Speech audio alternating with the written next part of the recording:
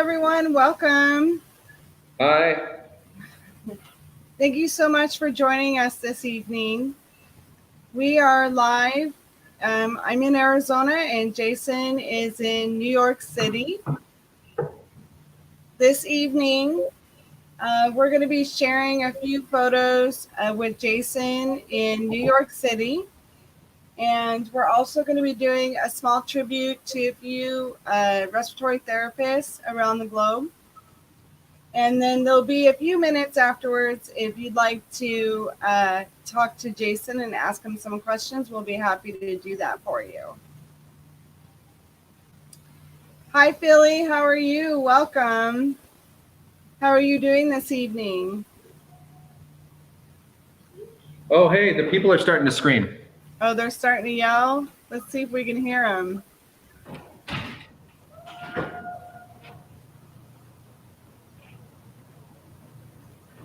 I heard one. Can you hear me? Hi, Becky. How are you? Becky. Oh, you can kind of hear it. Is the window open? The window and the door, yeah. It's a little different at this hotel than the last one because I'm like more in downtown, so there's a lot of buildings around. So you don't hear it quite as much as at the other place. Oh, okay. Okay. So we were having minor technical difficulties, but we'll tell you what happened here in a minute. We'll just wait a couple minutes for everybody to come in. How are you doing, Becky? How's your day? Hey, Boatman. Are you having a good day?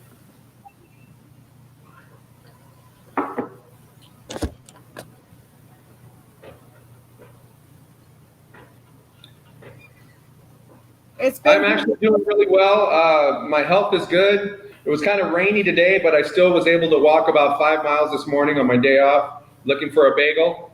I finally found one. It was worth it. So there's not a lot of shops open, I guess,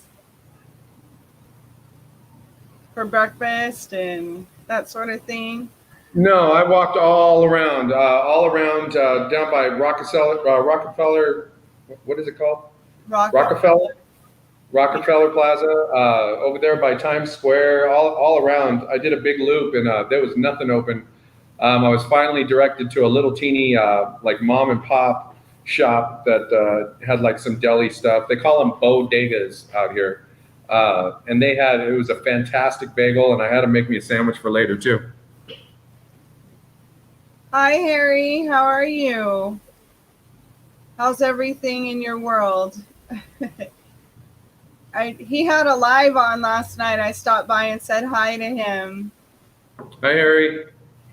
He says, Harry says he's going to do a giveaway. I think he said once he gets monetized, he's going to do a giveaway. So I'm excited to see that. Nice. Oh, wow. Becky, that's great. I'm going to turn the camera around because the sun just came out. You can see it like kind of shining off some of the buildings. Can you guys see that? Yeah, a little bit. Isn't that pretty? Yeah, it is pretty. It's very pretty.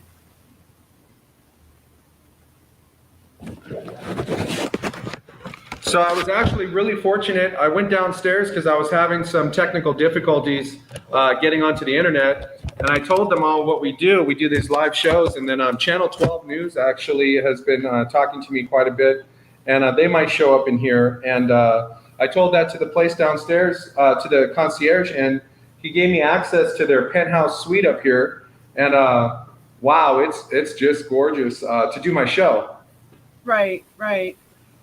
So can you expand a little bit on the Channel 12 so everybody understands what you're talking about? Oh, sure. So before I left, Channel 12 News in Arizona, they did an interview of me, asking me some questions about where I was going and everything like that. And then I was able to get some really cool video since I've been here of the fire department cheering for us and what it's like, and some great pictures of me like standing in the empty Park Avenue in the middle of the day. with no cars and no people around. And I sent it to them, and they decided to do another interview. So that's going to be coming out. They said the first part of this week coming up. So it looks like I'm going to be on the news again. It's kind of interesting. It's kind of fun. They said at one point, didn't they? They thought about doing a possible live with you, right? Yeah, I had already sent them the video clip that they had asked for when I found out that they wanted to do a live, and he said that that's basically, I answered all the questions they were going to do. So I think it actually will work out better because I won't have to worry about technical difficulties or anything while they're trying to do a live thing. But that should be, they put it all together and they add in clips and stuff, and it works out. The format works out great. They always do a really good job. Yeah. So Harry says it's the empty apple, I guess, instead of the big apple. Oh yeah, in just a minute, Lisa's gonna show some of the pictures that I took. It's not the easiest thing out here to find food. Especially if you need it already made and you don't have like a stove and stuff. So I end up walking around quite a bit trying to find a little place that's open so I can buy, a sandwich or, something along those lines. And, some of these streets, you don't even realize where you are because of how empty it is until like you look at the street signs, you're like, hey, I'm standing on Park Avenue right now, or I'm standing right in front of Saks Fifth Avenue or in front of Radio City Hall. I've got some really cool pictures that I sent. So we'll show you those to you in just a few minutes. So how are your spirits? Like, how are you, if on a scale from 1 to 10, being in a hotspot area, how are your spirits right now? I'm in really good spirits. It's hard to explain exactly what goes through your head when you're here because, on the one hand, you're so excited to be in such a cool place. I can see the Chrysler Tower from my building, and I'm not far from Times Square and all the big, beautiful sites that are so famous with New York. But on the other hand, you're kind of leery about going outside because of just about how dramatic everything is here and how rapid that virus is. It's surreal. I'm still in a surreal state of mind. I just try to focus on what I'm doing when I'm at work, and then when I'm at home or my little hotel room, I watch some TV and talk with my wife, and just try not to focus on the fact that right all around me there's people getting sick and there's people dying. Well, we're all sending prayers to you, Jason. Can you tell us how your week has gone? Hold on one sec. I got to get Princess. She has to get Princess. Yeah, my week was great. I worked 4 days in a row. That's pretty substantial considering the workload. It's quite trying on my energy levels, but I get 3 days in a row off, so I'm really excited about having some this time to just kind of relax. I get bored though, sitting in the hotel room. I imagine everybody does. At home it's different because I have the wife right there. I can always go and poke her and say, hey, let's make some food or let's work in the yard. But when I'm out here, there's really not anything to do. So you just kind of hang out in your room and rest, which is good. Like I said, I've been walking quite a bit in the morning on my days off. I want to keep my physical fitness up. It's really physically demanding, the job that I do. You're on your feet for the 12 hours going from room to room, and you are around that virus, and who knows what other infectious diseases there are floating around. It's still the tail end of flu season, and people have colds, and so you got to kind of stay on top of your game. So tell us a little bit. I know that you were at one hotel and they were charging, even though it was a discount, they were still charging like $90 to $100 a night. And then you found out what? Tell everybody what you found out. So, when I booked these rooms, let's back up. When I originally took the assignment for New York, they were going to send me to Long Island. And I had about a week and a half to prepare. So I set up my room that was going to be less than a mile away from the hospital that I was going to be working at. I set up the flight. I set up the ride from the hospital. Everything was all good to go. And then 2 days before I was actually supposed to leave Phoenix, Arizona, the hospital that I was going to be at canceled all the contracts for respiratory therapists coming in. So my recruiter, which again, I can't say enough about the IA organization and my recruiter, Roberto, they've all been fantastic. He was able to find me another placement in New York City. I didn't have to change my flight. I just had to change the hotel. So when I called up Hilton is a great organization. They're doing a lot for us. When I called them up, I said, I need the closest hotel to where I'm going to be at. And they booked me at the DoubleTree on Times Square West, which at the time it was thought it was about a mile away. It ended up being about 3 miles away, which is just a little bit further than I'm willing to walk before a shift and after a shift, especially when you have several days in a row. So I was taking Ubers. Uber in New York, it's not 3 miles as the flies crow, as the crow flies. You have to go up one street and over another one because of the one-way streets, and it ends up being a round trip $30 a day. So I called up Hilton again, and I was like, hey, I need a place that's closer. And they found me this place that's less than a mile away from where I have to work. The room is 3 times bigger. It's fantastic. I have a little office area where I can set my computer up and do all my stuff. It has the best coffee machine I ever had in my whole life. It makes me cute little espressos every morning. And then I have a balcony. So I have a huge patio that I can walk out on in the days and the evenings and just take a look around and see the sights, 20 floors up in the air. So can you share with us what happened right before the live? And what's the name of the hotel that maybe we can... Sure. Well, I'm at the Hilton. It's called the Burnick. It's a Hilton property. They call it the Tapestry. These guys have just been absolutely fantastic. I told them, that I do these live shows, and I wanted to do it off my balcony, and they gave me a little thing to set my laptop on. And then right before all this stuff was supposed to turn on, we're supposed to turn on for you guys, I started having problems with the internet.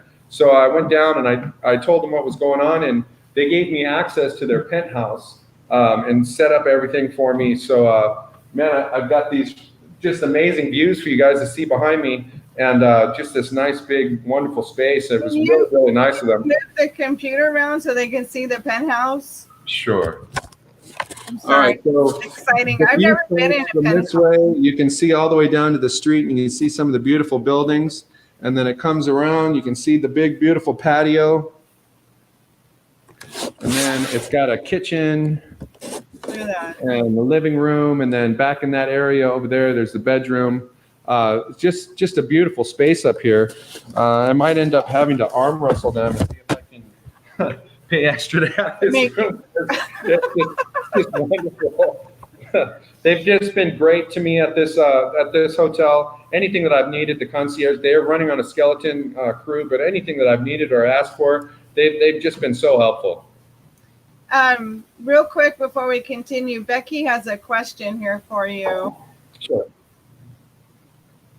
May I ask if you have the PPE that you own? Yes. The organization that I work for is the NYU organization. They're a nonprofit organization, and every single day that I've been there, if I needed any kind of personal protective equipment, it's been there readily available. The first day that I was there, they gave me a fit test just to make sure that the mask that they have fit my face correctly and I wasn't going to expose myself. They have plenty of, the hair nets and the protective covering and the smocks and gloves and everything that we need. Perfect. Thank you.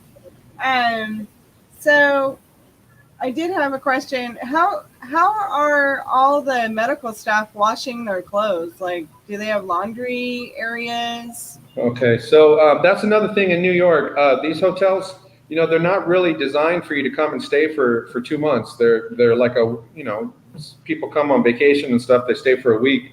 So they don't have laundry facilities in them. And maybe some of the other ones that do, I don't believe they're letting the medical staff wash all their clothes in there.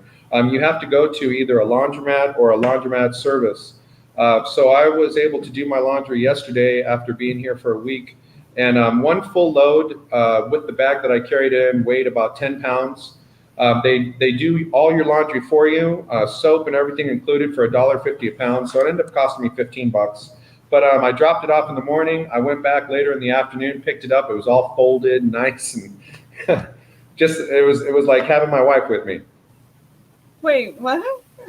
Because you do such a great job with my laundry. Because I have to do your laundry. No, you don't have to. You do a fantastic job.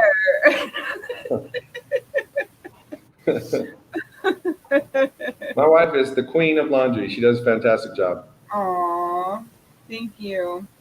He gets paid to say those things. I'm just kidding. What was the other two things I had to say? I got them written down. All right, we're good. So, is there anything exciting going on there? Like, anything that you've known, like any kind of exciting supports, anything you'd like to share? You know, it's the outpour of support from everybody in the city that's just fantastic. Again, I know we've talked about this before. Every night at 7 o'clock, people all around the entire city, they open up their windows and doors and they holler and clap and bang stuff together, and they make sound with air horns and all kinds of stuff, just showing their support for all the essential workers and the medical staff that are here. That's got to be the most exciting thing. And then I'm in front of my hospital that I work at every night at 7 o'clock.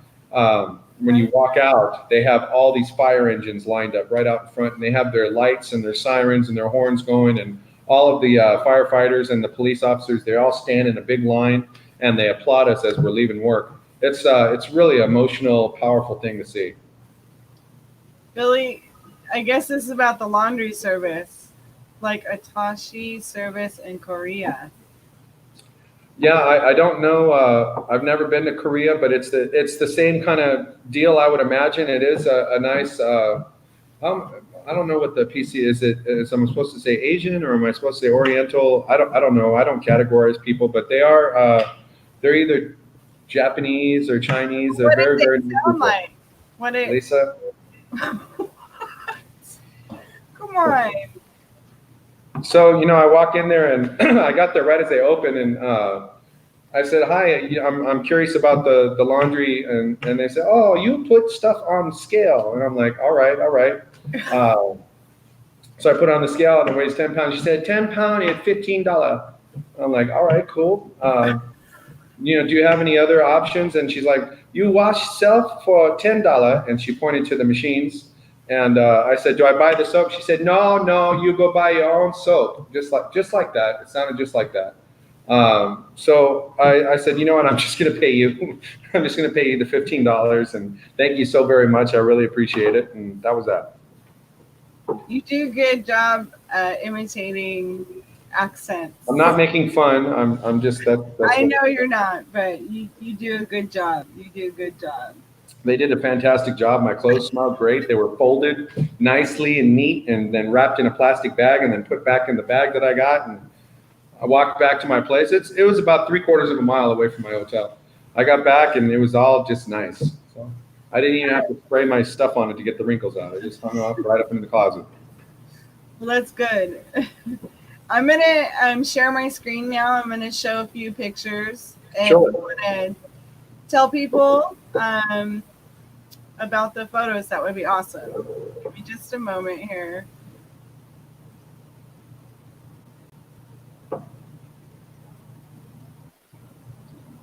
That is the place setting from a wedding that we did. Oh, gee. Okay, so this is right out in front of the hospital. I don't know exactly who does it because it's just there when I get off work. People write in chalk all over the place, all over the sidewalks for us to see as we're leaving. It's really, really cool. Again, I just can't say enough about the support that we've seen from people who live here. This is a picture of Lisa's father when he was in World War II on top of the Empire State Building. So I took a picture. I'm not actually allowed to go up in the Empire State Building, but I took a picture of me right in front of it. Same era or same place, different eras. I thought it was kind of cool. I'm not actually at war or World War II. We could call this World War C for COVID if you want. It's a battle that we're fighting for sure. That's me in front of the Chrysler Building. Again, if you look around, you can see there's just nobody there. This one is actually on 5th Avenue, not far from Saks 5th Avenue. There is nobody on the entire street. I'm actually standing in the middle of the road. This is Park Avenue, same deal. This is about 2 blocks from my hotel on 3rd Avenue and Park Avenue. I stopped to have a little bit of lunch at Bryant Park after I walked 4 miles to find a place that was open. I didn't want to walk all the way back to my hotel, so I sat right at Bryant Park and had a little sandwich. I was the only one there. This is some of the great staff that I work with. We've got looks like an RT behind me. There's a nurse practitioner behind me on the left, your left. This is my ABG guy. We have a person who does all the arterial blood gas analyzations for us. This is me and him in the office there. So I got to walk down by the river. This is the East River looking over into Long Island City. Again, there's not a boat on the river. There's nobody around. It was just quiet and peaceful. I ran into these guys on my way to work on my 3rd day. It's National Guard troop. The captain's in the middle, and there's all of his. There was a couple privates, a specialist, and a corporal. This is inside the hospital with my PPE on, and right behind, that's not a picture. That's actually the view from the hospital inside the room that I'm working at. This is the view from my patio into my bedroom at the hotel. I hung an American flag for everyone to see. I'm a veteran. I love that kind of stuff.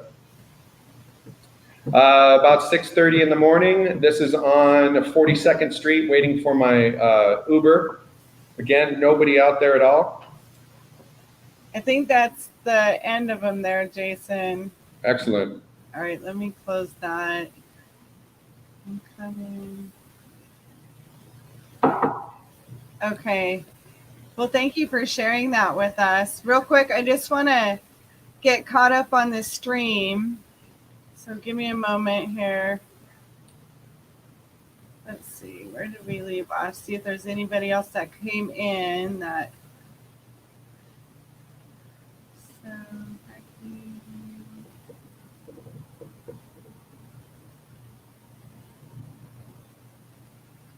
oh, here, Donna. Look at this one. Hi, Donna. Working May 4th. Thank you for the updates. Very much appreciated. Absolutely. You know, if you want, I can have my wife message you my Facebook thing, and if you have any questions, you can message me, and I'll be more than happy to answer. I don't know if you're flying. I've got the hookups for the airplane, and Hilton Honors. If you're a member of the AARC, you're going to hook up with Hilton. And they're giving away free rooms, so that's a good deal. I'm not a member of the AARC. I will be, though, after I get my first check from here. And then Cathy just came in. Hi, Cathy. Welcome. Hi, Cathy. Cathy used to be a nurse. Oh, yeah. Wait, what are you doing? I was trying to figure out how to wave. With your hand. I'm just kidding with you. And then, yeah, she said hi to both of us. Thank you, Cathy. Becky said, that is so awesome, Jason. Thank you, Becky, for all your support. We greatly appreciate it.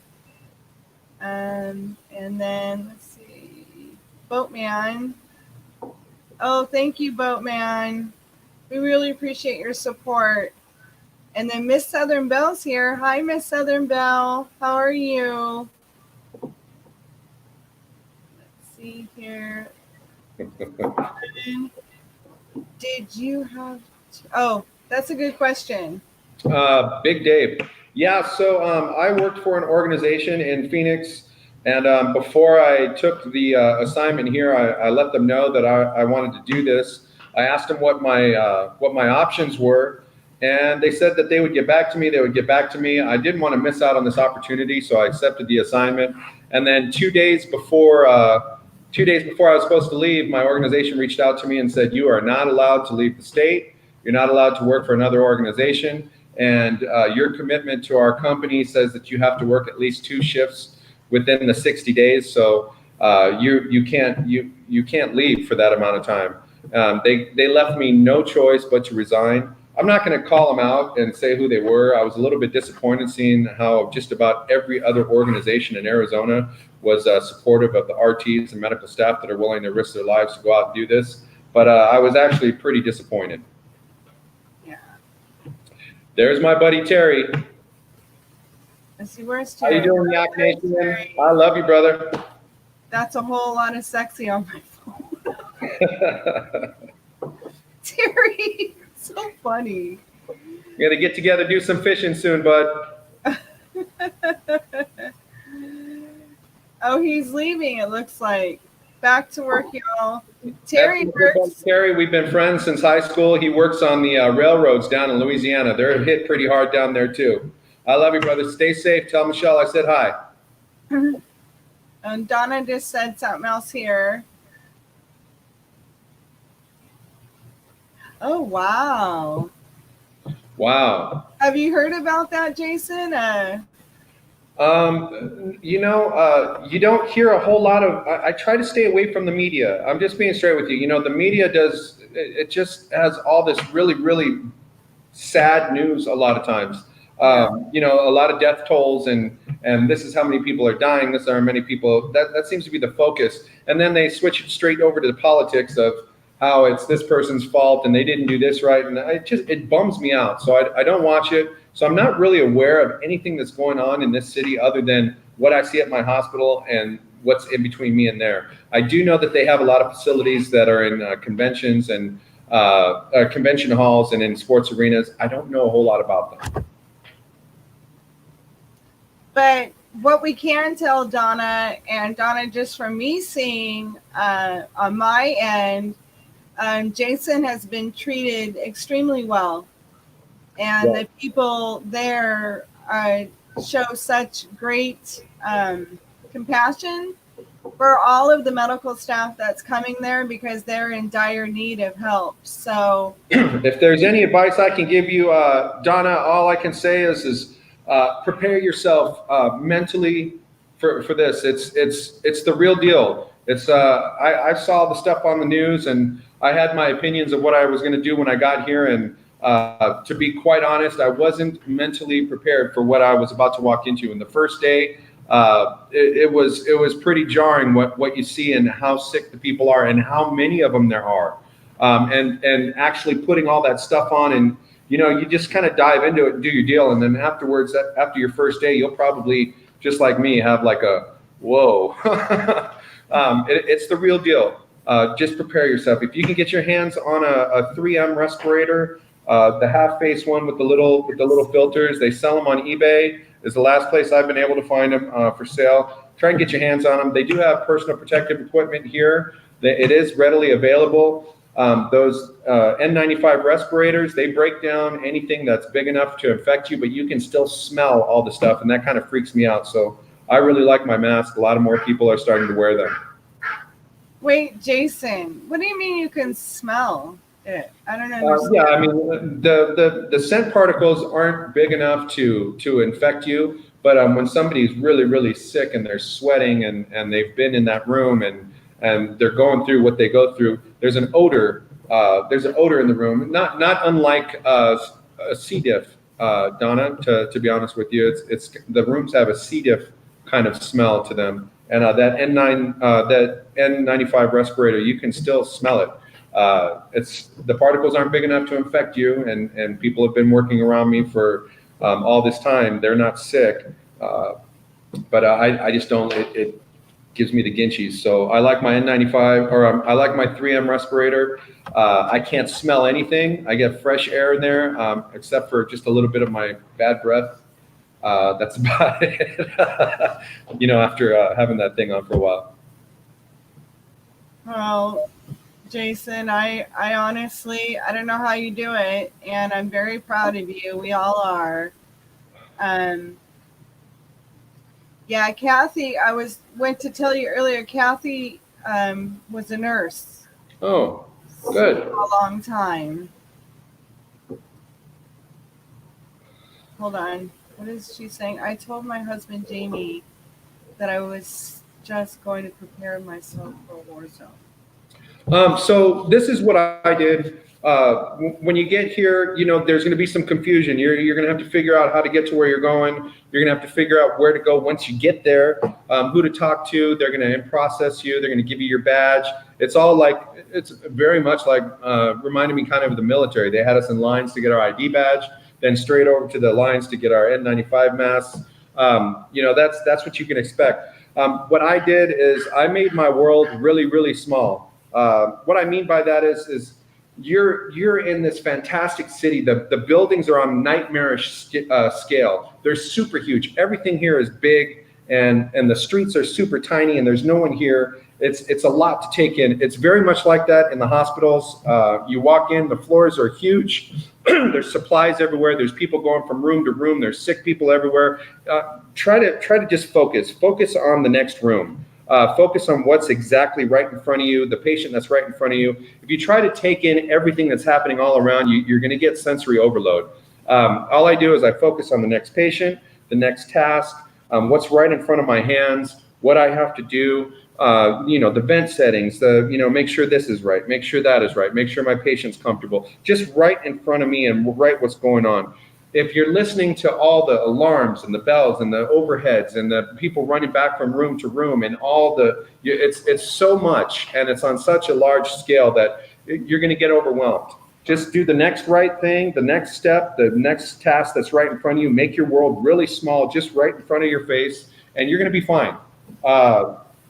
That's the best advice I can give you. Jason, are you allowed to give us, you don't have to be exact, but could you give us an idea of like how many hospitals are around there? I have no idea.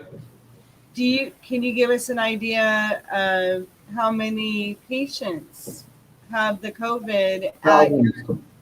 Thousands and thousands, all on ventilators. They still, even though the disease is starting to flatten out, it isn't exact on how to treat it. It's different the way it affects one person to the next. Some people, they get flu symptoms. Some people, they get ARDS symptoms where they have goop down in the bottom of their lungs and makes it hard for them to breathe. Other people, it turns more of a metabolic thing where, the COVID is attacking the hemoglobin and making it impossible for, even if they do get oxygen in there, for it to bind with the hemoglobin. So they're having, systemic issues and issues with their organs. And you never know from 1 minute to the next who's going to, it's a little crazy.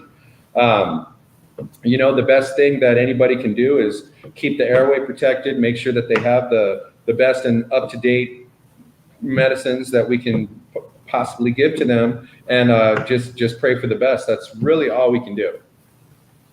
I'm going to catch up on the chat here real quick. Hold on one sec. And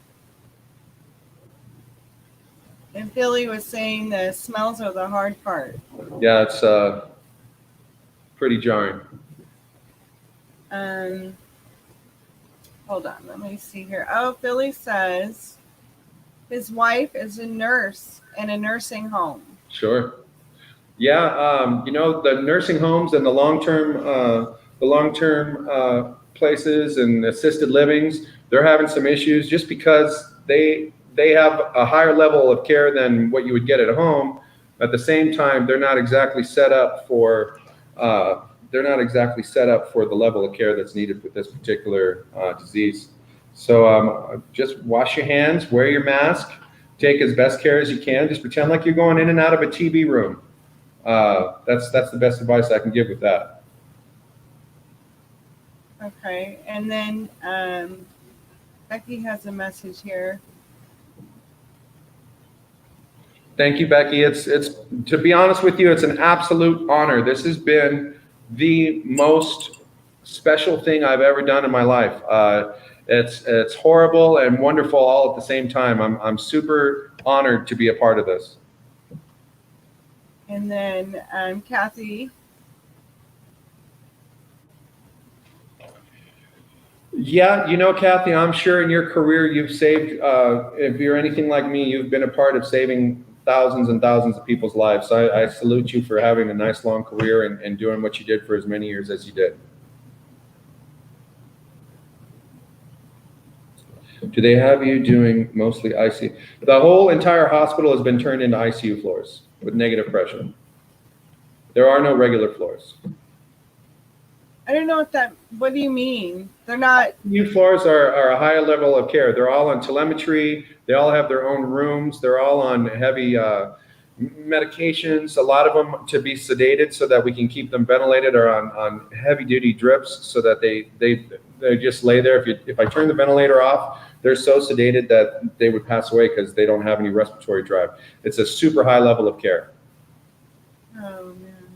All right. And Philly's saying they just had their first positive where his wife works in that nursing home. Yeah. The best advice that I can give is to make sure she wears her N95 respirator, whether she thinks the patient has it or not. Wash her hands ridiculously more than she's normally used to. The hand sanitizer works. I wash my hands ridiculously in the room after I take all my PPE off, and then when I walk out, I do hand sanitizer on top of it just to be extra special. And we have someone new here. Hi, Lolo. She has a message for you, Jason. Thanks, Lolo. You do get tired. You work 4 days in a row, you get a little tired, that's for sure. And the masks fit really tight, so I'm actually starting to get a little dent right here in my nose from having the thing strapped to my face, but that's okay. I mean, if that's the worst I got to deal with, that's fine. And then Philly has a question. Okay, so Philly, I take an incredibly large handful of vitamins every day, and then about half as many when I get home. So I take I mean, everybody's different on what they need. This is what my regimen is. I take 1,500 milligrams of calcium, 600 milligrams of vitamin D. I take 1,000 milligrams of vitamin C. I take 150 milligrams of zinc, and then I take 500 milligrams of B12, and then my pain stuff. I do 2 Aleve, and I do 2 acetaminophen, Tylenol, just so that I don't want to have any back problems or anything like that while I'm working during the day. Those seem to be a good deal for me. I take that in the morning. Then when I get home, I take the zinc and the vitamin C again, just to make sure. I want to keep my immune system healthy. You can't have enough vitamins. The second thing is rest. Make sure you get plenty of rest. A lot of people, they get depressed. They've been drinking alcohol, doing other things, and they're not getting the exact rest that they need. Also, those things seem to keep you on the dehydrated side. You need to have plenty of fluids, plenty of rest, eat healthy, take vitamins. That's what I would say to keep yourself healthy. If you do get infected, don't despair. A lot of the people, the majority of the people that are infected by this are going to have flu symptoms, a little bit worse than flu symptoms, but it'll pass. It's the people that have underlying issues that are getting hit hard, and it attacks them fast. Thank you for sharing that. So right now can you explain to them about your Facebook page and how Sure. My Facebook page is Jason Respiration Cook RRT. You guys are more than welcome to add me as a friend if you'd like. I have messaging on there, so if you have any questions, or if you know anybody that's dealing with something, or if you need any information, I'll be happy to share everything that I can. There's been some stuff out in the media here recently that there's some conspiracies going on between they're trying to add in people that have a bad flu into the numbers with the COVID-19.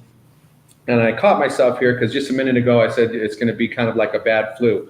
When I say that, what I mean is you're going to get the headaches and the flop sweats and the terrible feeling that you get when you have a really bad flu. But what's happening in your body when you have COVID versus the flu is completely different. This is a virus that reproduces itself and covers the areas in your lungs that help you to breathe.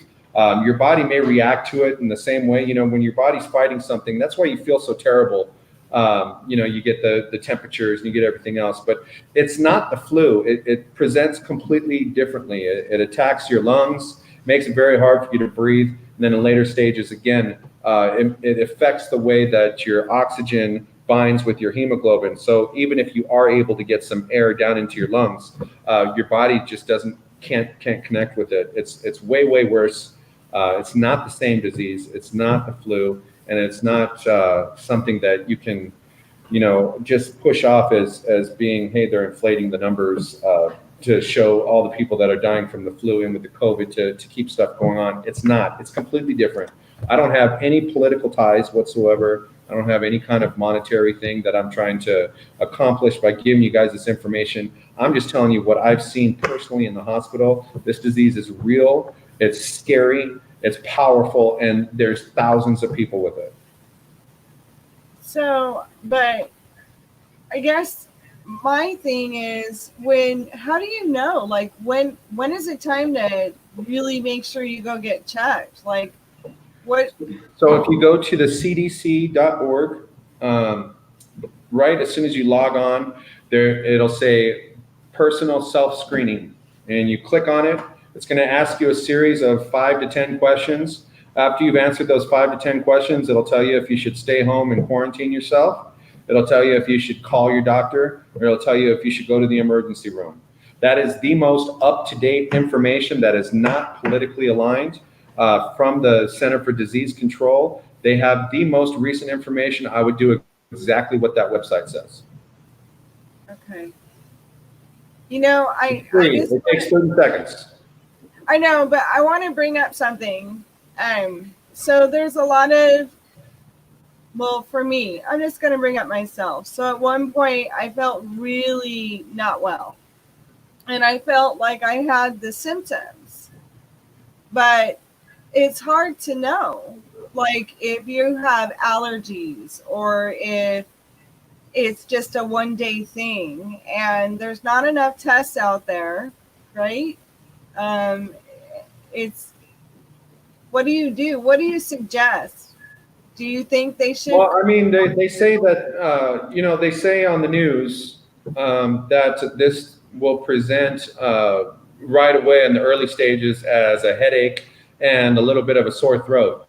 Well, I'm 45 years old. I've had a headache for 5 years and a sore throat for longer than that. So, I mean, it's really, you're going to know if you're sick, and what to do at that point. But I can't stress enough, if you go to the CDC and answer the 30 seconds worth of questions that are on there, honestly, it'll tell you exactly what to do. I'm not a doctor. I can't diagnose anything over the internet or tell you yes or no if you have it by a couple of symptoms. And nobody here who's watching this or anything else can tell exactly what's going on with them either.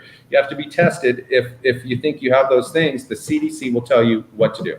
Okay. And they don't take your name down. They're not going to put you on a watch list or anything crazy. It's just a quick, 5 or 10 questions in there, and it'll tell you exactly what to do. Okay, I'm gonna catch up on the chat real quick here. Let's see here. Looks like Diane came in. Hi, Diane. How are you doing this evening? I hope all is well for you. And then it looks like Marie came in. Hi, Marie. Welcome. We're happy to have you in our live stream. And then it looks like Cathy, she sent you a message here. Yes, please share it to everybody. Have your entire family do it. If anybody is at all concerned that, their sniffles or, that rumbly feeling in their stomach is more than, allergies or just general illness, you go right to that site and click on it, answer the 5 to 10 questions. It'll tell you exactly what to do.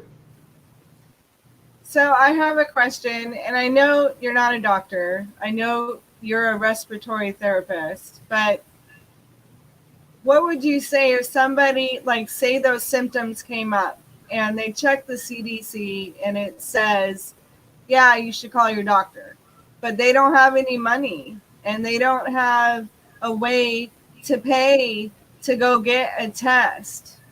So, I mean, in this day and age, You can call your doctor, especially in our heightened environment. You can call your doctor. If they don't have a medical assistant or somebody answering the phone, they do have, you leave a message with them. You will get a phone call back.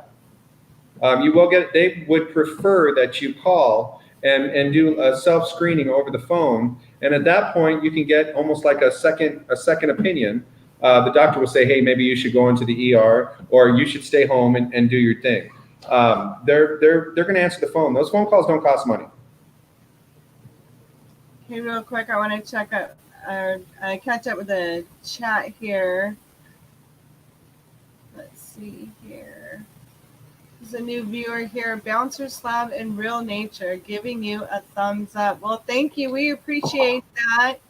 If you haven't had the opportunity to go on and hit the like button, we would greatly appreciate that. Thank you so much. And Diane says she's doing good. She's in Western Canada. Hi, Diane. I think was it snowing where you are, Diane? Is it cold? And then Justin came in. This is Marie's other half. Hi, Justin. And then we've got Verness. Hi, Verness. She's a YouTube cheerleader. She's amazing. If you guys have an opportunity to check out her, she has a lot of motivation on her channel, and she'll definitely help you stay motivated. Let's see if anybody else came in here. Let's see. We have Sunny from Las Vegas. Hi, Sunny. How's it going? And then,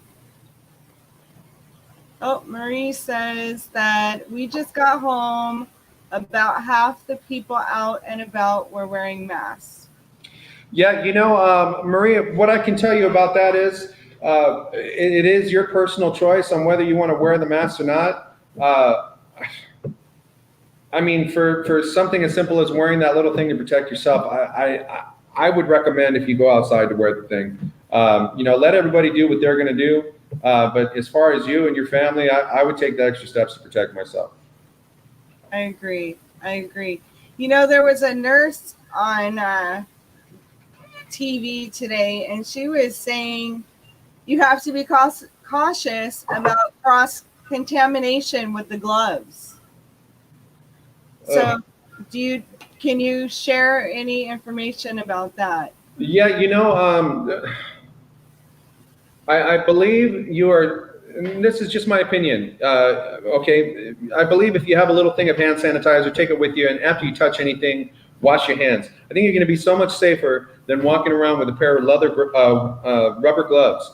If you've ever had those gloves on, after about 3 or 4 minutes, your hands start to sweat profusely on the inside. It's an oxygen-free, warm, and moist area right close to where you're touching everything that everybody else has touched. I don't like gloves that are going to be used for long-term. I use them when I'm in the hospital. Right when I go into the room, I put on a fresh pair. Afterwards, I pull them up, I wash my hands, and I'm done. I go into the next room. I haven't cross-contaminated from everything and everybody around me that, when you guys are out on the street and you're walking, you're pushing your cart, you grab something off the shelf, you move this thing out of the way, you've got those gloves on. Now you've just touched everything that everybody else has. It's kind of silly. If you touch your steering wheel, right? You get in the car. Well, I mean, most people have the sense to pull the gloves off before they get into the car. But those gloves aren't designed for that. Those gloves are designed for you to put on and do what you're doing and then take them off and be done. They're not designed for you to wear for 30 or 40 minutes while you're walking around a grocery store with your hands sweating inside. It's not safe. Wash your hands. Wash your hands, use hand sanitizer, and keep your hands away from your face. You're outside. That's what I recommend. Okay, thank you. Well, Jason, can you share about the Respiratory Global United?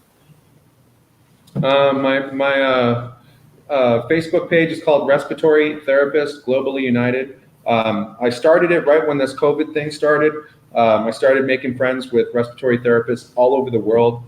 Real quickly, the site grew up to 2,000 people.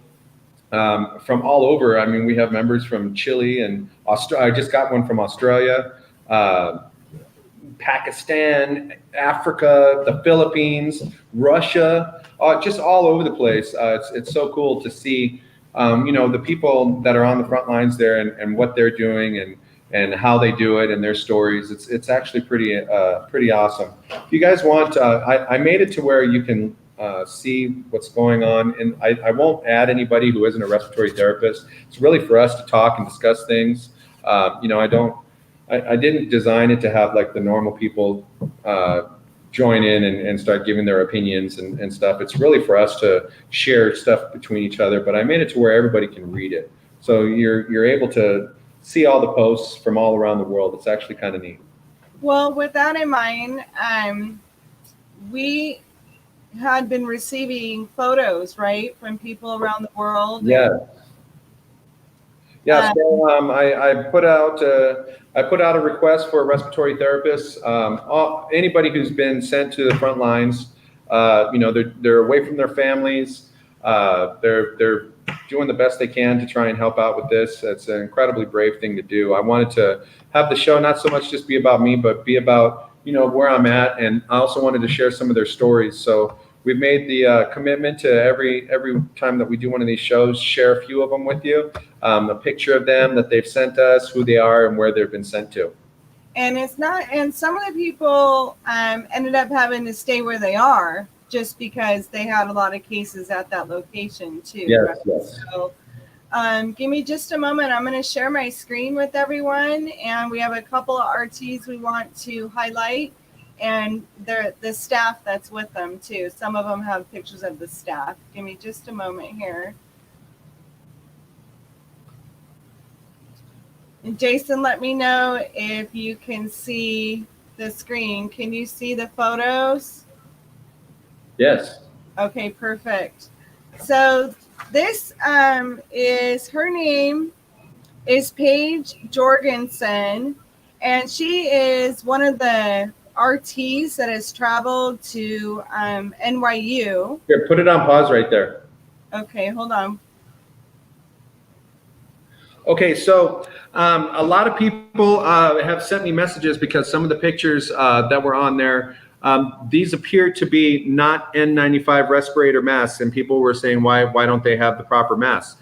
So there's actually N95 respirator masks underneath the regular surgical masks that they have on there. When I first got here, I was asking, I was like, why do you have the two masks? So a lot of these people, they work in the ER, for the people that are fresh coming in, that are being intubated and so on and so forth. So even though there's a splash guard in front of their face, a face shield, when you're doing these things, when you're bagging or when you're doing chest compressions or when you're doing intubation, sometimes that stuff can get kicked up in the air, whether it be blood, whether it be secretions, anything like that. So they use the surgical mask to cover the N95 respirator, because the N95 respirator isn't really designed for that to be used continually after it has that kind of soil. So they use these masks over on top of them for just a little extra protection. Okay, thank you. So now this, what kind of mask is that? So she's got the same thing that I do. I have the half face 3M mask with filters on it. This is, if you're planning on going into one of these hot zones, I highly recommend you get one of these masks. They're a whole lot easier to breathe through than the N95 respirators. And then on top of it, they not only filter out the droplets, but they also filter out the smell that's in the room. They're as far as comfort goes, they're not quite as comfortable as the N95 respirators. The respirator doesn't sit so tight on your face, but they're much easier to breathe through, and I feel much safer when I wear it. Okay, next, this is let's see. Oh goodness, I don't have her name on here. I'll have to look real quick after I'm done sharing the screen, but she says she's an RRT working an assignment in Oklahoma, Lawton, Oklahoma. It's the Comanche County Memorial Hospital. And she tells everybody to please stay safe and be well. And I have a couple of shots here of her. I'm sorry, I have to grab her name. There we go. Yes, right. Every once in a while, people wearing capes. It's actually kind of cool. Really? Yeah. We need to get you a cape. No, I'm good. Thank you. The less stuff I have to clean when I'm done with my shift, the better. I know, but they're right now they're our heroes, right? You guys are our heroes, trying to help fight on the front line and either get people better, keep them alive, get them home to their families. We're just regular people. I mean, I know it's awkward to have so many people rush up and call me a hero and everything. I'm just a regular person. I think I'm doing just what anybody else that had the capability to do and had the training to do. I would like to think that anybody else that was in my shoes would do the same thing. This is Christopher Saliba. Okay, I really hope I don't mess this up, guys. It's NG Teng, TENG Fong. That's the name of the hospital, the general hospital. He's in Singapore. Wow. Now look at that mask. What? See that? I don't understand why some of them have the full head. Yeah, so I mean, there's different variations of protection for your face. So she's got a N95 respirator on, and then she has a full face mask that actually seals to her face. It looks like, or it might be the picture's kind of small. It might be the one that folds down. I'm not exactly sure, but there's different variations of masks that you can wear. Anything that's N95 level or better is highly recommended. I'd actually kind of dig having the full face mask. Yeah. You know, I just have the half face shield, but you know, I wear glasses on top of that, and I have the face shield and I have the mask. I feel pretty safe. She looks very safe. This is Christopher. He. Oh, my bad. And this is the whole staff there. Wow, that's so cool. Isn't that cool? Yeah. That's awesome. I know. I mean, I work in hospitals. I know how hard it is to get everybody in your department to stop for a picture. You know, people are tired coming on, and then people are tired going off. So that's I commend them for being able to get everybody together and take a nice shot like that. That building's gorgeous behind them there. That architectural structure, absolutely beautiful. All right, that was the last photo for this time. All right. So let's see here. I want to catch up on the chat because I know I probably missed somebody. I think I'm missing.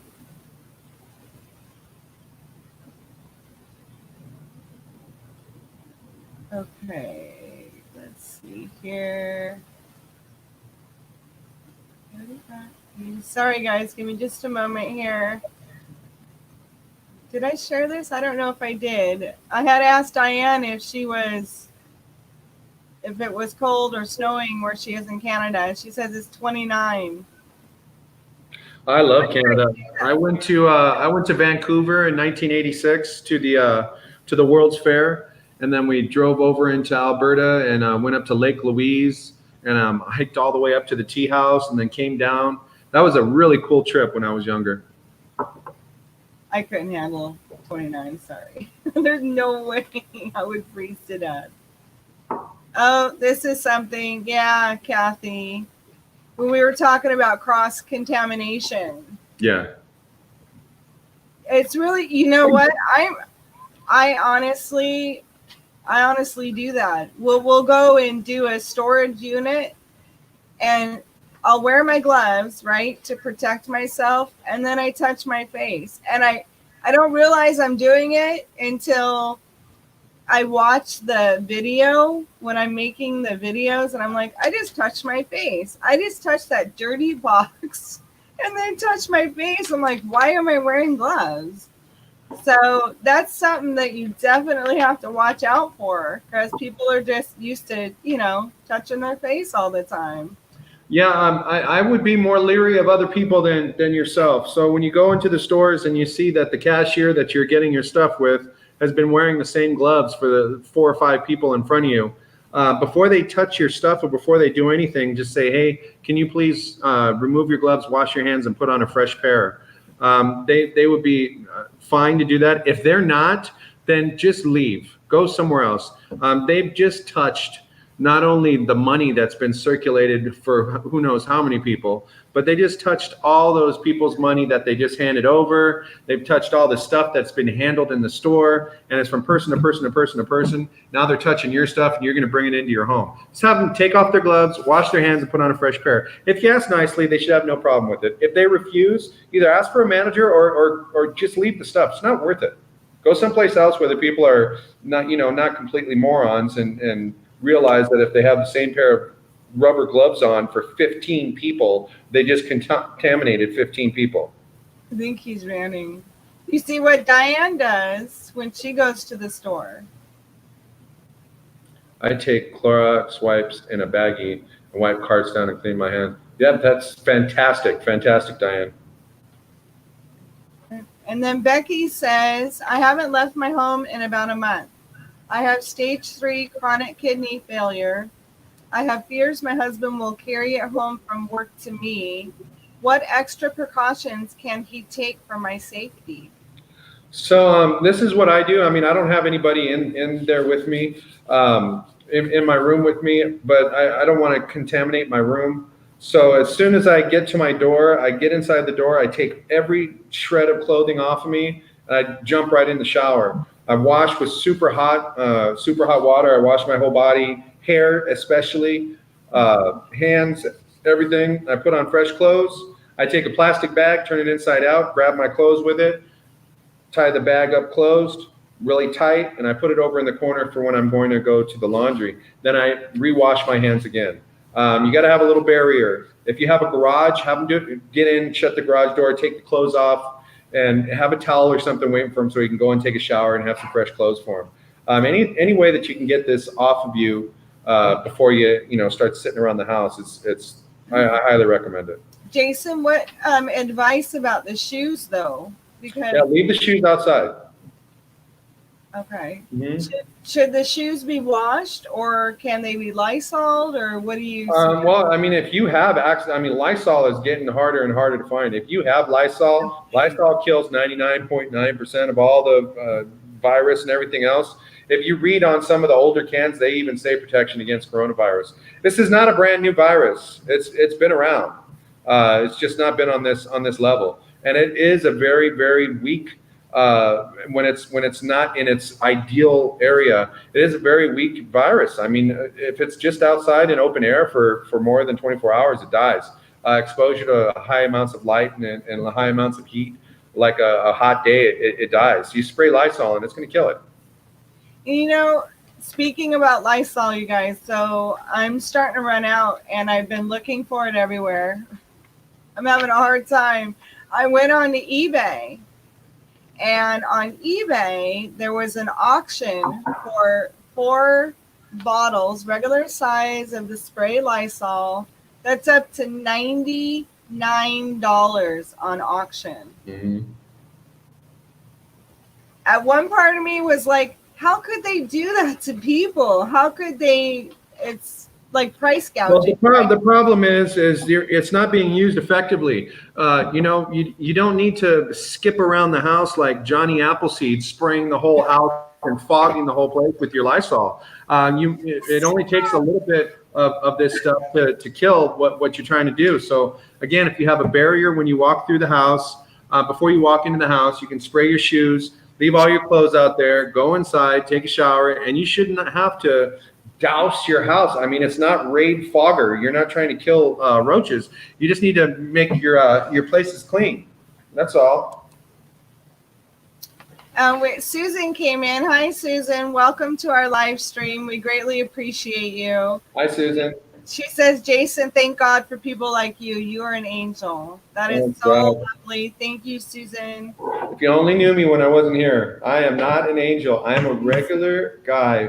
I'm not kidding. In a team of regular people, that just we have the ability to do this particular job, and it's something that needed to be done. And I firmly believe that, or I like to hope that, anybody who is able to do this would do it. It's times like this when this is what men do. I don't mean men, just the male population. What I mean is man. When others need help and you have the ability to help, you step forward. Yeah, there's people running backwards. Yeah, there's people standing still, and yeah, there's people running forwards. But we're all regular people. I'm no angel. I'm not some beacon of light out there. I'm just somebody who's trying to do the right thing. Okay, let's see here.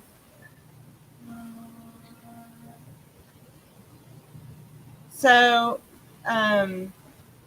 Susan says she's a big chicken sitting in my house hoping this will pass. Or I'm a big chicken sitting in my house. So am I, Susan. So am I. There's a lot of people out there that feel the same. Absolutely. It's gonna pass. Nothing in this world lasts forever. Believe me. And Marie says she's fairly chicken too. And there's nothing wrong with wanting to protect yourself. Absolutely nothing wrong with that. It's not being chicken to protect yourself from a threat. Okay, it's perfectly acceptable and actually a very noble thing to do to stay at home to save other people that you might infect if you have it. You're not being chicken by staying home and doing the right thing by avoiding getting exposed and avoiding getting other people exposed. That's not chicken. That's being vigilant, and it's honorable as well. So Diane was saying that it's beautiful in British Columbia, Alberta. I live in the next province, Saskatchewan. Farmland, but lots of lakes in our north. Oh, I bet you it's beautiful there. Yeah, they got good fishing up in Canada. Diane, you're going to need to make a video and put it on your channel so we can see these things. We see you all the time in the chat, so we really would love to see that. So Lolo says, I just go through the self-checkout. Smart, right? Instead of just even if you can't get through there, just wash your hands and be extra vigilant. Keep extra special care about how much you touch your face. Wash your hands like crazy. If you have any access to hand sanitizer, use it before and after, and wear your mask. That's the best. You know what? It would be smart if the grocery stores, if they have self-checkout, instead of putting the cashiers in danger and the customer, just have people go through the self-checkout, right? Yeah, sure. I mean, there's just as many people. I mean, if you wanted to get down to the nitty-gritty, then those machines should be sanitized in between every single person. But it's not possible to do things on those levels right now. Here in New York, it is, because everybody's on lockdown. There's nobody out in the street. So anybody who goes in the store, there's only 4 or 5 people in the whole store. And yeah, they have those little, they have the little checkout things, especially at CVS. There's a CVS close to my hotel. And that's where I get some of my supplies. And they don't have any cashiers. It's the self-checkout things. So Cathy liked your laugh out loud, skipping like Donna Appleseed. Oh. So my wife does that with the cat food. We have cats, a colony of cats in the front yard, and every time that we get low on cat food, I say, look, I'm going to buy this super huge bag. Excuse me, but just ration it. Put it in little bowls for them. That's it. She skips around, throwing it over her shoulder and singing Snow White song all over the yard, all over the house. There's cat food in places that shouldn't be cat food in our house, everywhere. That's what people are doing with that Lysol. I mean, excuse me, if you go around and Lysol all over, yeah, you got it all over there. You don't need to do that. Just do on your shoes. You're done. So Becky says, thank you, Jason, for that advice. You're welcome. And then she says, we have gotten 31 new cases here in 24 hours. What? And we will they live in a small county. Most are in our small town. Oh, wow. So let me correct you right there. You've had 31 people that were tested show up positive.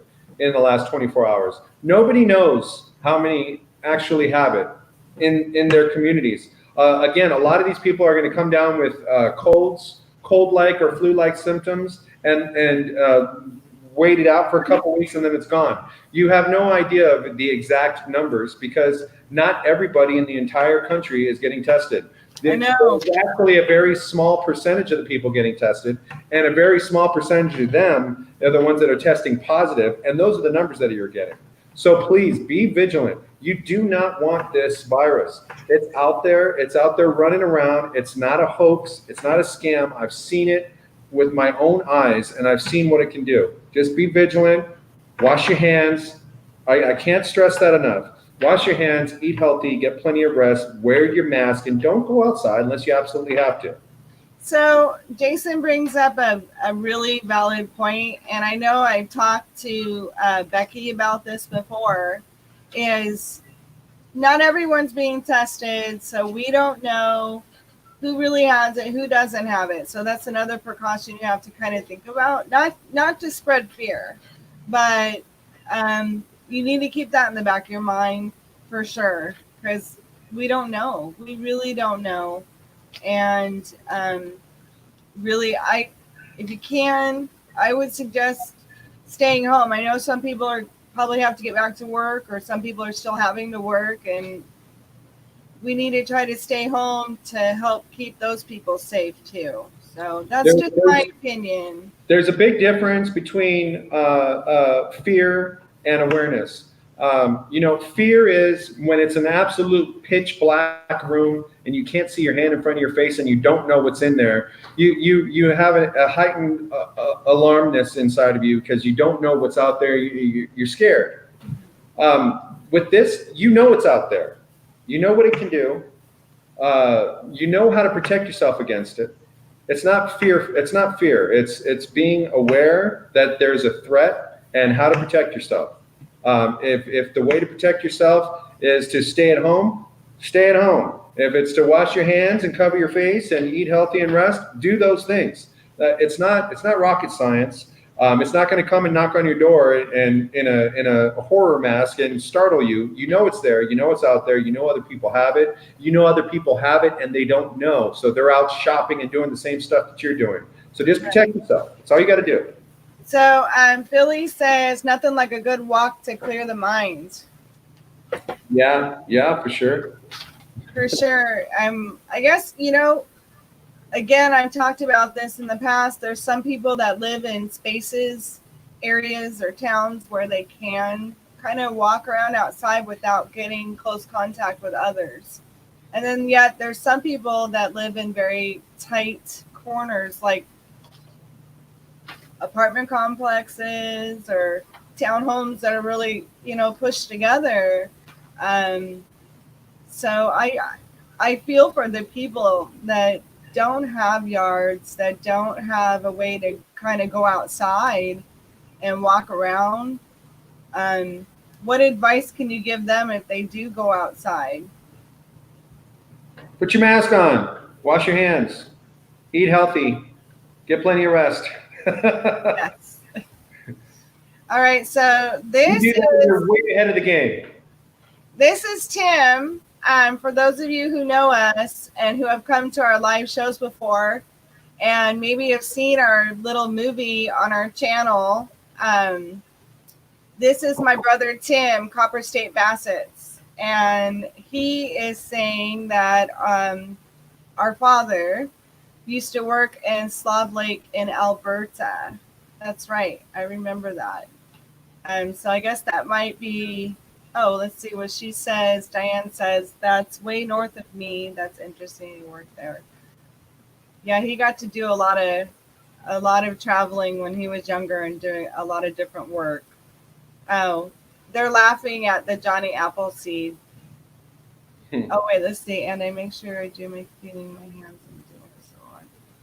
Go out. Ask her to go out, but I don't go out unless I need something. I'm trying to stay home. Good plan. Yeah. For sure. For sure. And then let's see. I'm getting anxiety. Okay. I've been getting anxiety when I have to get groceries, so I go super early. I need to get that under control. Yeah, I don't know if, what community you live in. A lot of the bigger stores have started doing delivery. I know in Arizona we have Fry's and Safeway. I know both of those for a small fee. I think it was like $10 or something. They'll you just go through and type everything that you want on the internet, and they'll actually deliver it to your house. Other organizations like Target and Walmart have done curbside. So you put on the internet everything that you want, you order it, and they tell you when to show up. You go and you park, you pop your trunk, they load everything for you. You go home, get your hand sanitizer and your wipes, wipe the crap down before you bring it in the house. You don't actually have to go in the store if you don't want to. If you do have to go in the store, do just like we do in the hospital. I put on that little mask and I wash my hands and everything else when I'm walking around in there. And the disease is in there and I don't have it. So I think you'll be pretty safe. But getting there early in the morning when there's not a lot of people, that's a really good plan. So Philly lives in an area where he was able to walk his whole neighborhood and he did not see anybody. Well, that's good. I'm glad that you get to, get outside, get outdoors. For sure. Enjoy some fresh air out there. Guess where Philly lives? In Philadelphia? We were joking about that the other night. I think someone asked him, "Where do you live, Philly?" And everybody started laughing. And then, it looks like Danny May's here. Hi, Danny. Welcome. So she says, any mask or a certain kind. Hold on, let's see. Cloth mask or disposable. I guess she's asking what might be better. Okay, so again, this virus is still considered droplet. It's heavier than air. So, when somebody coughs, it goes out a little ways and kind of floats down to the ground. The particles are kind of big. So you don't have to have an N95 respirator to go out and do your deal. As long as you're maintaining your 6 feet away from everyone. You can have just the little surgical masks. There's tons of them on the market, these little cloth masks that people are wearing. My mother even got an ACE bandage, the stretchy ACE bandage that have the Velcro on one side, and she wraps it around and Velcros around her house. It blocks anything from touching her face, her nose, her mouth, any of that, and that's what you want. If you want to go out and buy the N95 respirators, I've seen them on the internet go for 5 or 10 of them for like $20 to $30. They're very hard to breathe in. They sit super tight on your face. They're more designed for somebody who's going to be right in the face of somebody, that they're working on. And to be quite honest, when you buy stuff like that and you take it home and it sits in your house, you're taking it away from, the healthcare providers that desperately need these things. Oh, the surgical masks are absolutely fine for just walking around. Any of the little cloth ones that they have with the little filters on them, they're all great. You really don't need any of this. It's almost like if you were going to go to the park and you decided to protect yourself, you wanted the military's M4 and flak jackets. You don't need that level of protection when you're just walking around. You just need a little bit to keep your hands clean and take care of yourself. So, Jason, I wanted to tell you something about Danny May. My school loan was through her. What? My school loan. Oh, wait, what was the name of that company? It was Fannie Mae. I'm just joking. Fannie Mae. He's kidding. So Danny does what you've always talked about wanting to do. That her and her partner own like a RV trailer, and they pretty much travel the country. And cool. I know, isn't that cool? We've talked about doing that too, Danny, at some time, in our life, being able to just kind of travel. We owned a trailer at one time and we enjoyed it a lot. But I'm glad you're staying safe. We are happy to hear that. She's laughing. So, real quick, I wanted to share with you guys, while Jason's been away, I've had a lot of support from the YouTube community, and I greatly appreciate it. I wanted to give a shout out to a couple people. One is Danny May. She messages me and she always asks me, how you doing? And I greatly appreciate that. Thank you so much. Another one that has been here for me, Jason, is Granny Becky, dumpster diving Granny Becky. Thank you guys so much. She's been an angel and has been keeping me company. And I really suggest that anybody in here that doesn't have a dumpster diving Granny Becky to check her out. I think this might be a link. I don't know if you guys can click on that or not, but to her channel. Right now, she does DIY projects, and she has really fun live shows. So something about her, she's extremely inspirational, and she is a great person to talk to and has a lot of compassion for others. So if you want someone to talk to, somebody that's going to listen and hear what you have in your mind, what's going on with you, she does live shows and she listens to people, and she has a huge heart. So please check her out. If that's what you're looking for, check her out. And then there's another one that Jason, and it's, let me see if I can grab the link here, and I'm really hoping it's coming up here for you guys. I don't know if it is. So this is the Desert Hunters. So their name is Lori and Brandon, and they're in Las Vegas, and they were on Storage Hunters. Oh, cool. So they were on the TV. They were on TV, which is really cool. But they do metal detecting, and they buy pallets and they reveal the products that were in the pallets, and they have a lot of storage locker videos. And then late at night, since the quarantine, Nevada, a lot of it's on lockdown. So late at night, they do fun trivia. So if you guys can't sleep and you need to have something uplifting and fun to do, check out their channel. They're absolutely wonderful. So I just wanted to give shout outs to them. They've been keeping me, not going insane while you're gone. So I totally appreciate the support. A lot of us, we're so focused on what we're doing out here, we forget, what our families are going through. I really appreciate all the support that you give my wife. She's great, and I can't tell you how thankful I am.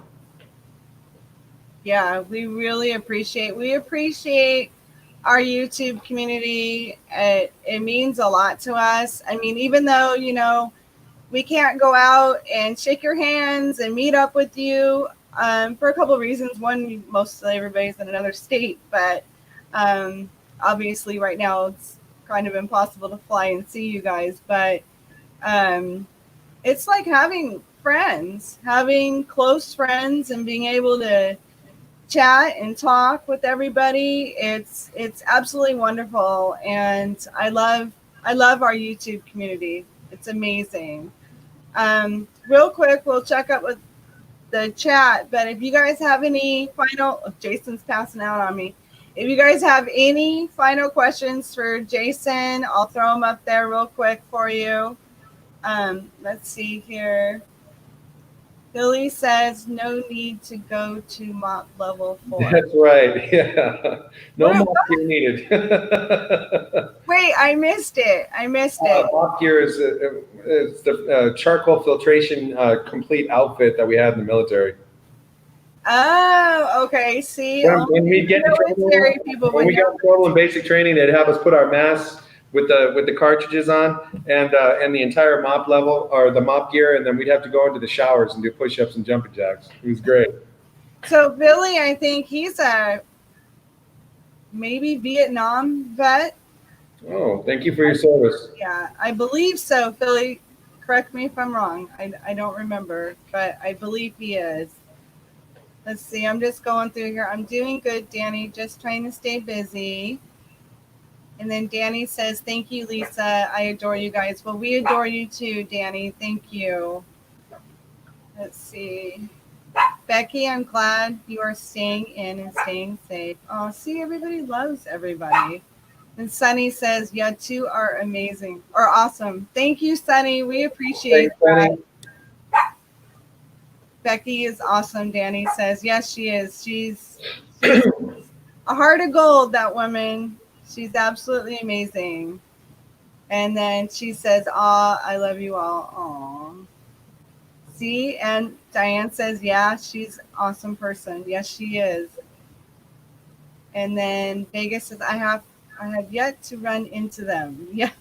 So, Sunny, if you don't have, I think you're talking about the Desert Hunters. You need to check them out. Oh, you know what else they do? They do pop-up auctions too, which is a lot of fun to watch. And then Philly was saying hi to Sunny.